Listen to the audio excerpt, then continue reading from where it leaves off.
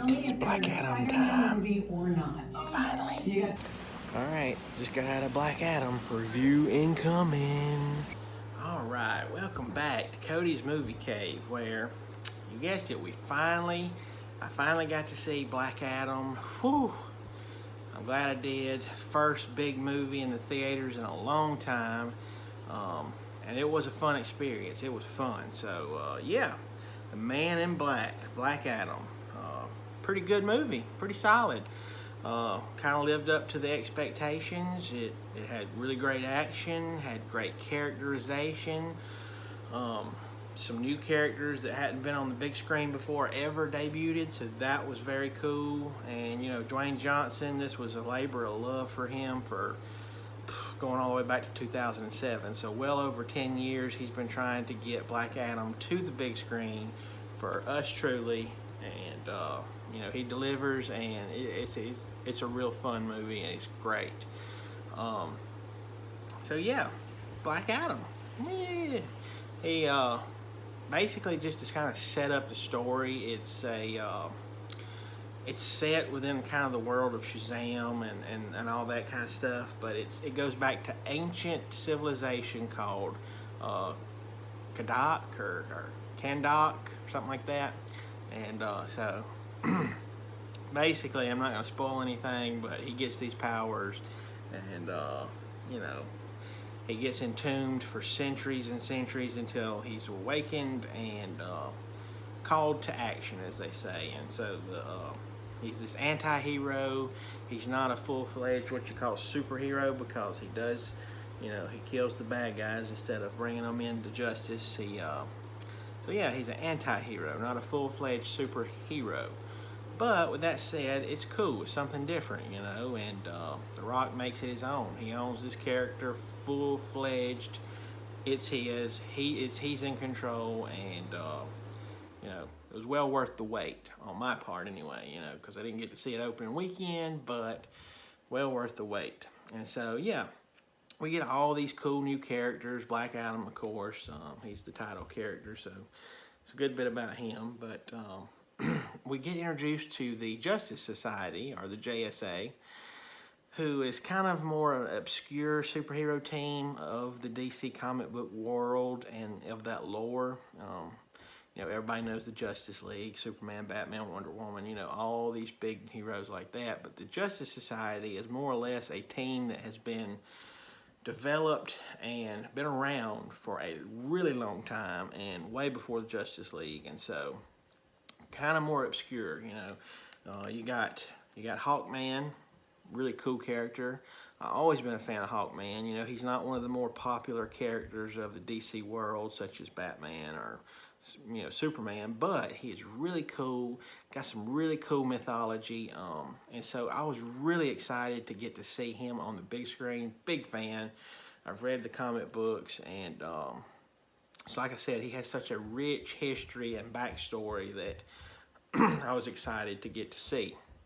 That being said, he's played by Aldis Hodge, or Alden Hodge. I think it's Aldis Hodge. Great actor, does a good job, but there was a little something lacking on his characterization, you know. He's kind of like a Boy Scout, you know, kind of a true blue hero. He doesn't believe in bending the rules or bending the laws, which is why these two cats clash, and they get to fight quite a bit. There's a good bit of fighting between the two. But yeah, could have been better as far as Hawkman's representation. Did a fine job, though. I look forward to seeing more of him and later on down the line in the newly minted DCU. And anyway, so we get to see Dr. Fate, who's played by Pierce Brosnan, and he's sort of the heart of this movie. You know, the emotional connection between these characters, and he sort of, you know, I don't know, he did a really good job. I was really, really pleased with Pierce Brosnan's performance. It's his first big superhero and comic book movie, and he did a really good job. Again, Dr. Fate's one of those more obscure comic book characters from DC, but, you know, and all the time, there's always been this sort of, you know, who did it first, because there's so much similarity between some of Marvel's characters and some of DC's characters. For instance, You got Aquaman and you got Namor, both set in the realm of the seas. And then you got Dr. Fate and Doctor Strange. Both have Doctor in their names, and they're both masters of the mystic arts. So, but with that being said, I gotta say, I enjoyed Dr. Fate and Pierce Brosnan's performance better than I have anything with Doctor Strange lately. So, just saying, DC, another win for DC on this one. And then you got Adam Smasher, who's played by Noah Centineo, I think is his name. He's been in a bunch of Netflix movies. Real good actor, does a great job. He's kind of the younger, comical, almost like the Spider-Man of the team, you know, young, witty character, if you will. And then there's Cyclone, who, you know, she's got the ability to sort of do wind and stuff. And so these two characters, they're good, but they're more or less there just for, like, you know, team fillers, you know, background sort of thing. So all in all, the Justice Society is a pretty good solid outing for their first big screen debut. But again, this is not about them, it's about Black Adam, right? It's about this character, and there was some really fun scenes in this movie, you know. Great action. The Rock is tough as nails and bad as usual. Bad end, you know, with his fist, so he's really great with that sort of sense of things. But like I said, just some really cool action scenes. There's a little homage to the good and the bad and the ugly that I really do appreciate, obviously, that they kind of do in this movie, and it's really fun and really cool. There's some witty, comical moments, not a lot. You know, DC's not really known for that sort of thing. They rely more on action and gritty type stories, but this one does kind of blend a little bit of that in there. So yeah, Black Adam, you know, I don't want to spoil it for anybody that hadn't seen it, but it's a great movie. Good action, some cameos. You know, Amanda Waller shows up, played by Viola Davis. It's more like just on a monitor screen, but she does show up. And so there's that connectivity in this movie that feels really good. You know, it feels really, it's not pushed or sort of thrown at us at last minute. It feels solid, and so that's good. I guess that's what I'm trying to say, is it moves fluently. Anyway, so yeah, you got the Task Force X, Suicide Squad over here. You got the Justice Society, and you got Black Adam kind of smack dab in the middle. The only thing I would critique is the villain. I didn't feel that the villain was that, I don't know, standout-ish or I don't know, diabolical enough, or whatever, what have you, you know.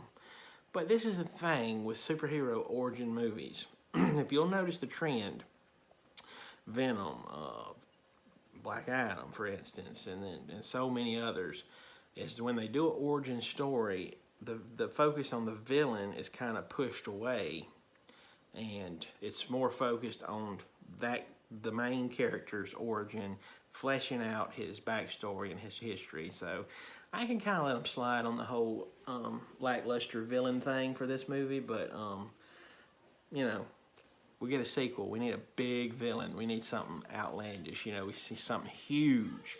But here's the thing. I'm not going to spoil it for you again, but stay tuned after the credits, okay? The credit scene, the post-credit scene is way worth the price of admission, okay? The movie itself is good, it's great, but I'm telling you, the post-credit scene, worth the price of the ticket. It is awesome, okay? It sets up the future of the DCU, if you will. It has a big character that comes on the scene. I'm sure all of y'all know who that is by now, but you're not going to get it spoiled from me, okay? You got to enjoy that on your own. Anyway, so stay tuned after the credits. You'll be well glad you did and you listened to me on that, okay? So yeah, it's PG-13. There is a good bit of violence that's a little bit, you know, kind of graphic sometimes in nature. Not any bloody stuff or anything like that, but you know, Black Adam, he's kind of, like I said, he's an anti-hero, so he gets his hands dirty with the killing, as they say, you know, killing folks. But anyway, good action. It's PG-13. There is some, might be a little bit of frightening scenes for some of the younger viewers on there, especially to deal with the villain later on in the end of the movie. But still, not crazy. Not really a lot of language, if any. I don't remember if there was, but so yeah. Really good movie. It's playing in theaters right now, so that's the only way you're going to get to see it is in theaters. It's not streaming early nowhere. This is not a straight to streaming or DVD movie. It's in the big screen, big house. Okay, the theater. That's what it was made for. That's what The Rock made it for all of us, is to be experienced on the big screen, and it is worth it. Okay, 2 big thumbs up. So yeah. First big movie that we've had in a long time in the theater, and it was fun. It was a blast.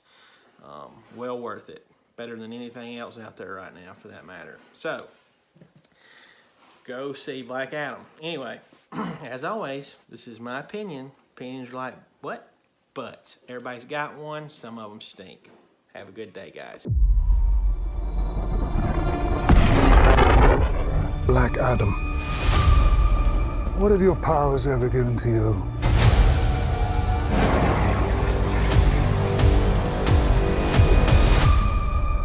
Nothing but heartache. I was a slave until I died. Then I was reborn a god. My son sacrificed his life to save me.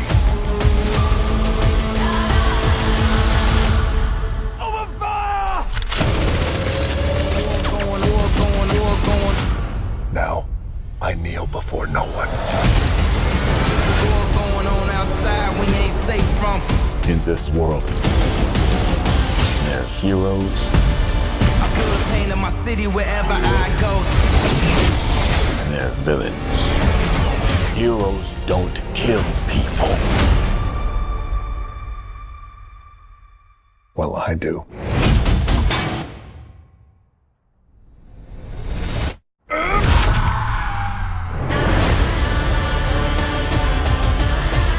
My vision has shown me the future.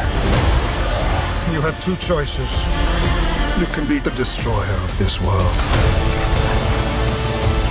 or you can be its savior.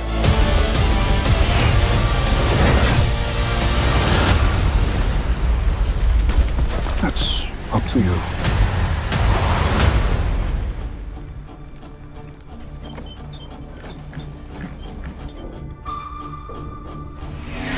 Behind you! Did he just catch a rocket? He got a rocket.